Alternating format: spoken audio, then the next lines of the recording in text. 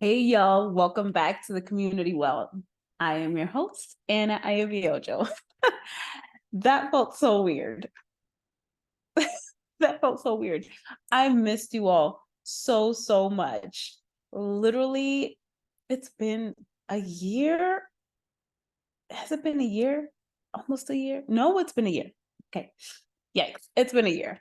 I have missed you all so much. I can't even explain it. And I'm so excited to just be back with you all and for the community well to be back. And the fact that you all have been like asking, and obviously it's not like 1,000 people, but like these, people here and there asking, like, when is the podcast coming back? And I definitely know that God sent y'all. Because God was like, girl, get back to it. And so here we are, back to it. I'm so excited for another season of the Community Well podcast, another season of great stories and of people sharing and amazing guests. But before we go all the way there, y'all know I got to give you a life update. So this episode and probably the next episode, because it'll probably require two parts. I will be sharing a little life update because I want to share. It's almost like I'm bringing myself to the well, right? When we ask our guests, what's something that you've been through, how has that strengthened you, and that kind of thing, and pouring into the well as well as taking in from the well, because I'll be very vulnerable about some of the things that I experienced and am experiencing right now, because that's what the well is all about. One of the things that God told me is getting back to the basics and getting back to why we started the Community Well. And so at the Community Well, we share our stories and we pour into the well, because when other people listen to your stories, they draw from those experiences, they become inspired and encouraged and motivated to live a life in full. And then you're able to draw from it as an individual. When you are vulnerable and transparent about your current struggles, then you're able to allow other people in the community to walk alongside you. And so I have notes. I have my notes. Oh, that's the Marshall stickers for me. So my little journal, I have so many journals and I actually have notes. Usually I really flow, but I wanted to be intentional. Not that I'm usually not, but you know what I mean. Because there's some things that I wanted to touch on and I want to make sure I stay in there. And I'm already getting emotional. I know I'm going to get emotional. And so I want to flow and be able to be very vulnerable and transparent and real, but also, be able to touch on the things that I wanted to touch on. But one of the things that I wanted to talk about is like getting back to the basics about the Community Well and what we're here for, and really breaking down sort of vulnerability and transparency, right? Because that is at the heart of what we do. I really believe that as a community, when you are vulnerable and you're transparent, you are able to build real and authentic community. And we lack that because a lot of people are living surface lives. And y'all know I love me some social media, but I also know that it is a huge struggle. We see people on social media faking being authentic and faking being vulnerable and transparent, all these things to sort of build a platform. And not everybody, don't get me wrong, not everybody, but there's some people that just pull and draw from certain things to be able to connect. And I get that, but they're not really real. And so in real life, they're feeling alone and feeling disconnected from community because they're not really like that in real life. And then there's the aspect that we don't know how to be transparent and vulnerable for various reasons. And so I feel like when we are transparent and we're vulnerable about, I feel like I'm looking in the wrong place. So if you're watching the the video, child, talking about being real. Am I looking up there? I mean, I guess we'll figure it out and test it out in this video and hopefully I can get it together. We'll be all right. We'll be all right. But child, what was I saying? When we are real, thank you, God, thank you, Holy Spirit. When you are real and vulnerable and transparent, you connect on a deeper level and you can really do life together. And I believe that the other aspect of that is that when I'm real and I'm vulnerable and transparent, I can give you all the realness and the rawness because I'm drawing you to the Father. The only thing that should be perfect in our lives is God. And many times we're faking being real or fearing that vulnerability for various reasons, but we want people to see us as perfect. And I feel like when we are just let it all out, we allow people to be led back to the Father, and we allow people to really not see us seeking for us to be seen as God. And so, for us at the well, it's super important for me that everything is directed back to the Father, and that we're building real community so that we're living lives in full, that we're, thriving and not just surviving. And I truly believe that is based on this transparency and vulnerability.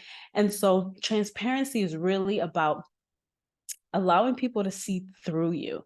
And so for the most part, when you're transparent, you're still showing up sort of processed, this processed, polished version of you. Like, I can allow you to see some things through me that right now I'm, really not understanding what you're saying. I'm going to be really transparent. Like, you're saying something right now and I really don't understand. Versus being vulnerable, where I'm like, what you're saying is really triggering me in this area, and this is how the words that you're saying are impacting me.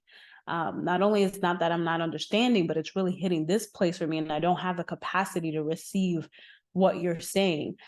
Something to that extent, where vulnerability is really allowing people not only to see through you, but be able to walk alongside you during these deeper moments. And I'm just going to read really quick. Vulnerability makes you susceptible to the judgment of others. It's not just letting you see what's going on in their lives, but inviting you in. And that's the biggest piece for me, is that vulnerability piece, that I want us to be vulnerable with the fact that I'm not perfect. My finances aren't perfect. My relationship is not perfect. Whatever it is, that the struggles that we've talked about on the podcast, that I'm not perfect. And I really need to draw from the well. I need to draw from the strength of my community so that I'm able to grow in these areas. And so that I'm allowing you and inviting you in, so you can help me in this area. Now, saying all of that, it is, I asked God, oh my God, why have you given me this ministry, the ministry of vulnerability and transparency and authenticity? Because in everything that I do, from the podcast, writing my book, and sharing all the things about my story, it's really, it is hard for me to be vulnerable, if I'm being honest. I had to sit down with myself and really, I can be vulnerable with certain people, but there's more work to be done there. Because, there is an aspect of me that wants people to see me as perfect.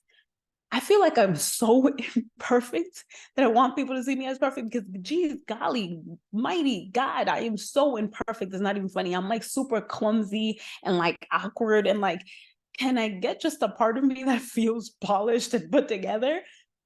And it's not my ministry. My ministry is just to be real, authentic, and just be me, and all the stuttering and all the things that make me. And when I operate from that place, God gets glorified, people get freed, I get freed, I feel liberated. But when I operate from this place of showing up I'm being transparent, that's great, but is there true transformation in just being transparent? Because for me, I like to go through a process and then come and share. I can share with you all, I went through this process, and being really transparent about these struggles that I had. That feels easy. It feels easy to be like, this is what I went through, and like, here I am now on this side, and like, bruh, and I'm being super vulnerable and transparent, but there's a part of you that gets it's like a little bit of ego stroking, right? Because people praise you for the strength that you have shown. People praise you for whatever words are used to be like, yo, you went through that, that's amazing. You're X, Y, and Z, and you feel good about yourself. And I'm like, yeah. And so who's getting glorified? Is it you or is it God? And and I'm not saying we share our testimonies for a reason, right? So I'm not saying that we shouldn't share them, but it's like really digging deep as to why we are sharing these things. And so I'll share obviously some of what happened the past year, and like I said, some of the things that I'm struggling with now. And man, so we recorded the last episode on June. We put it out there on June 21st of 2022. And so at that time, I had already lost a really dear friend. I was like a brother to us. And so at that point, we lost him. And I remember going to a speaking engagement for my friend, my girl Petra, that you guys obviously know. Oh, sorry, it's the ice machine. So there'll probably be like noise. I'll just keep moving. I'm in the corner of my living room. So, but for my girl Petra, she invited me to speak, and it was absolutely amazing. And I had just lost my friend, and the day of his, funeral and everything like that, I went to the speaking engagement, and my husband went to Boston, and I really kept pushing through that grief because I remember his last words to me. He was like, I listened to the podcast, and um, he's so funny. I should read the text, but then I'll start bawling early on. But basically encouraging me to continue to do the good work. And so I did. I continued the good work and kept pushing. When he passed in May, and I did the speaking engagement, did the podcast, and still tried continue to push through. And then that was June 21st, literally a week later, my mom passed. I cannot tell y'all how incredibly difficult losing my mom was. So the past year, even a few weeks after, geez, even a few weeks after, I kept pushing through and tried to show up for the different communities, Warrior Wives for Christ. And I didn't even try to like record an episode or anything like that. But I tried a little bit to kind of push through. But behind the scenes, y'all, I was a hot mess express. And I'm a very emotional person, so it just doesn't make sense for me to not be emotional, not feel things, because that's just the way I am. That's the way I was created. I feel things very intensely and very strongly. And so I was trying to suppress that and show up kind of like I was good and I was strong, quote unquote. But I was sitting in corners in my house, like all I could do that summer was sit in corners and cry. And I would get up and like hang out with the kids. But I couldn't do anything else. It was like barely surviving. There's so much too, with my mom passing. So we received a phone call. My sister calls me and she's like, when are you coming to see her? And and I was like, is she really not doing well, or are you just saying that? And kind of thinking in my head, sorry sister if you're listening to this. But I was like, oh, we're gonna go in July, I'm gonna bring up the whole family and that kind of thing.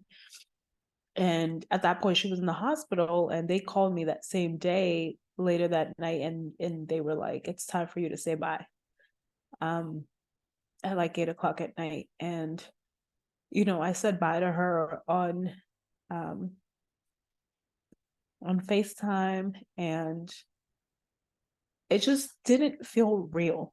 I was like, what is happening right now? What do you mean my mom is passing? And so uh, let's back up a little bit. In, I believe it was December and January, I was journaling prophetically and asking God for, what do you want me to do for the podcast? And what do you want me to do for the business and all these different things? And I felt, I wrote down, your mom is going to pass and I need you to be strong. And I doubted myself that it wasn't God speaking to me. And I was like, huh, is that my own fear that my mom's going to pass? And I ignored it. And it came back up, prophetically in January. And um that was really hard because it's one thing to sort of doubt yourself when um God tells you to, I don't know, go pay for somebody's groceries or something, like that. But when it's something of that nature, like your mom is in a pass, and I'm like, what? Then I felt guilty months later because I was like, I could have prayed on that and asked God. And, you know, if I did that, I would have spent more time with my mom, all the things that come up in grief. Um, and so, my mom passes, my mom, that night, now we fast forward back to this night. I'm still in Georgia, my mom's in Massachusetts, and I was like, I need to go. I take out the first flight Tuesday, the next day, and I see my mom, and she's in this vegetative state, but I knew for a fact that she knew I was there by her side. Um, she knew I was by her side, and um, I spent a few hours with her at the hospital, and then I said to her, I'm gonna come back because I went straight from the airport. My sister from my dad's side picked me up from the airport, took me to my mom, and then I said to her, Mommy, I'm coming right back. I'm gonna go get something to eat, and I'll be back. And that was like at 4 something, and a few hours later, I was with my sister from my mom's side. We were at CVS, and um, in that moment, I was thanking her for taking care of our mom, because I wasn't able to show up the way I wanted to show up for my mom during those years. And I knew I couldn't, so I don't feel guilty about that. I had a baby, I had small children, you know, um, at that point, you know, um, we were on one income, like all these different things. I flew back and forth whenever I could, but I know I couldn't take her home with me and take care of her the way I wanted to. So I didn't feel guilty for that, but I felt appreciative and so grateful for my sister. And I was thanking her. And in that moment, the hospital called and told us that she had passed, just a few hours after I had seen her. Um,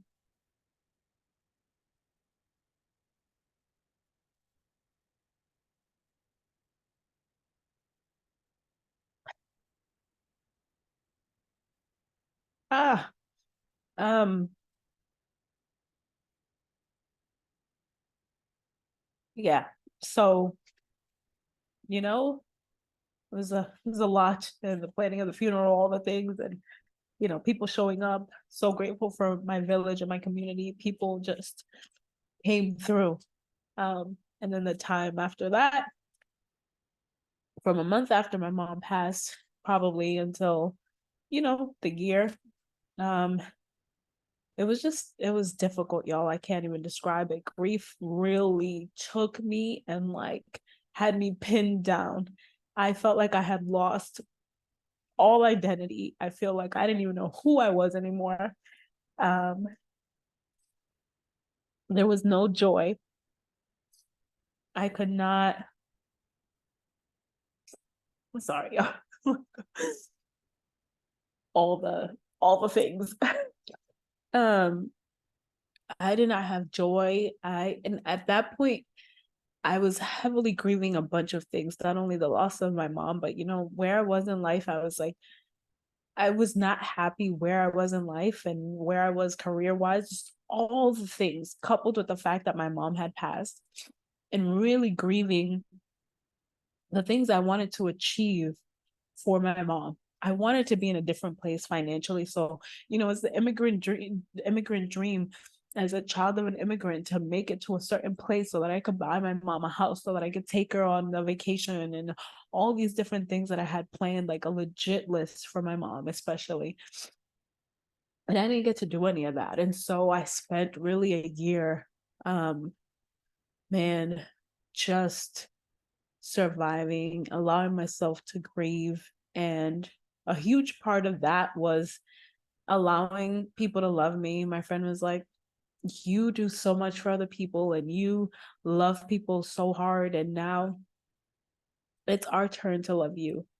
And that was hard, letting people in and allowing them to love, because I had no capacity, y'all, to be a friend. I had no capacity to do anything. Mind you, during that time, we're still grieving the loss of our friend. And so my husband's grieving his brother very heavily while trying to be there for me. And we're trying to raise these kids. At that point, we're still living in Georgia. And I was like, this just can't be real life. Talk about like the pressure and the real test for our marriage, because it was hard. We are literally surviving on a level I can't even explain.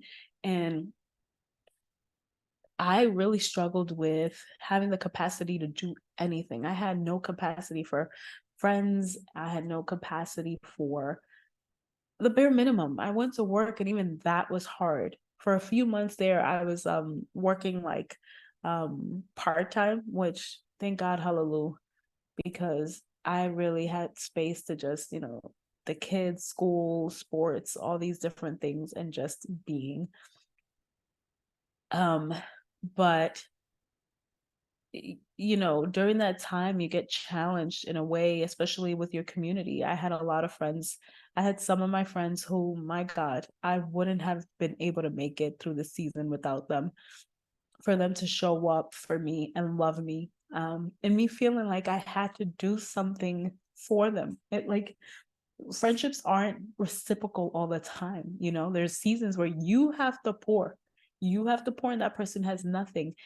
Um, and at one point they'll be able to pour again, but being okay with the fact that in that time they need you. And so I had friends that literally I would just pick up the phone and just, I'm not okay. And you know what? I'm actually mad at God. This is what I'm going through. For a person that I consider myself to be like feeling like I was strong in my faith and I was the one encouraging people and praying for people and doing all the things, to being someone who was like, yeah, real talk, God, I'm really gonna think about leaving this. Yeah, y'all, like leaving the faith. Because you know what, God, that's how mad I am at you.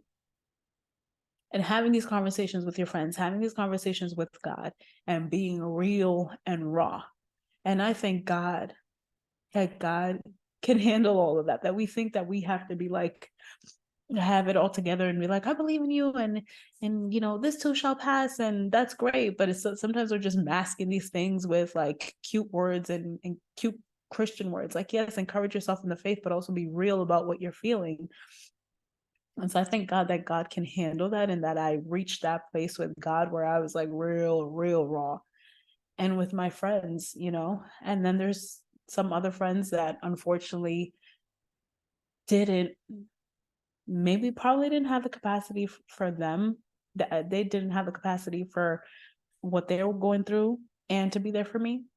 Um, you know, family that, you know, showed up for a minute and then didn't support you all the way, different levels. And so the past year was really testing me in a way that I can't even tell y'all.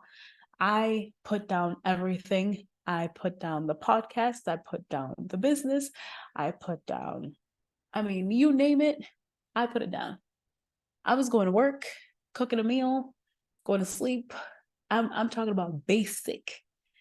And, you know, somewhere in there, little by little, you know, going to therapy, still meeting with my mental health coach, my friends, getting back to the basics of taking care of myself and prioritizing myself.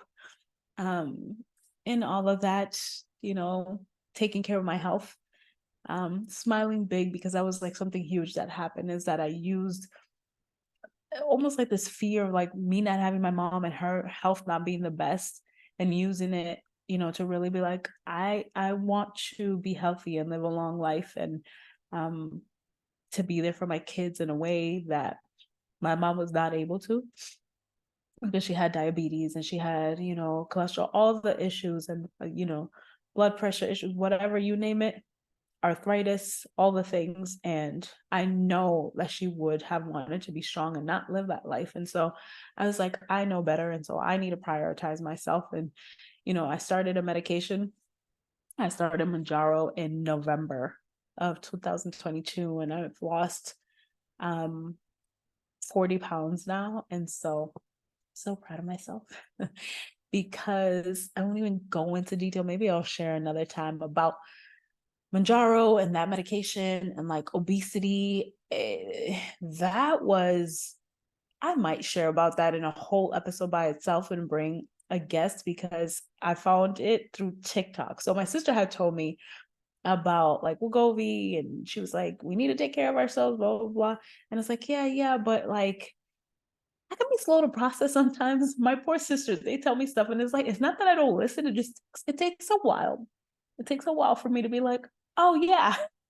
I don't know why, but my sister told me about it, and I was like, yeah. And then months later, I found it on TikTok, and I saw like this Manjaro community, and I was like, what? So being a part of that community helped me so much. Like if you go on TikTok and you find me, you'll find my videos of like updates. And there was like a whole community, y'all, that knew Anna, the person that was struggling with like obesity and wanting to lose weight, but they knew nothing else. And I felt like I kind of needed that. They didn't know, like there wasn't this pressure. I don't know how to explain it, but there wasn't this pressure to be a mental health coach, or to be a faith leader, to be, there was no pressure to be anything else other than me, and deal with uh, taking care of myself and self-care and prioritizing myself. They knew I had kids and, you know, that kind of thing. Eventually other people found me in my real life, and, you know, whatever, it is what it is. But I really needed that. And that community was all about, you know, what we were doing. And I went to the gym. I started going to Hot Works, y'all. Google it. Google Hot Works. Google the video. You're doing workouts inside of a sauna, y'all. Honey, when I tell you, amazing, the best workouts. You're literally in like 100 and something degrees doing cycling and doing Pilates. Like your girl was and is on it, honey. Okay. Because I still go to Hot Works and I'm still on Manjaro. Okay. Okay. Taking care of our health. We are about this. I don't care what it takes. I don't care how many times I have to start over. I'm going to get back up again. And that's really what I found. It was like a different level of resiliency and tapping into myself, of the basics that God had taught me. Back in 2014, when I was struggling with depression, I had two small children and I was in grad school. I hit rock bottom, and I was really like, I'm talking about, you know, thoughts of suicide and, you know, that type of stuff, where that's the journey that God took me on, where he healed me and he delivered me and taught me the basics. And I needed to tap into that again, because I was in a place that I was feeling really low in the past year after my mom passed. And with that, you know, peeling the layers of why I was doing things. Like one of my coaches was talking about the heart posture, because I was doing things for my mom. And so what is your why? Why are you really doing these things? And so my mom passing, and I'm still navigating that. It's like, why are you really doing these things?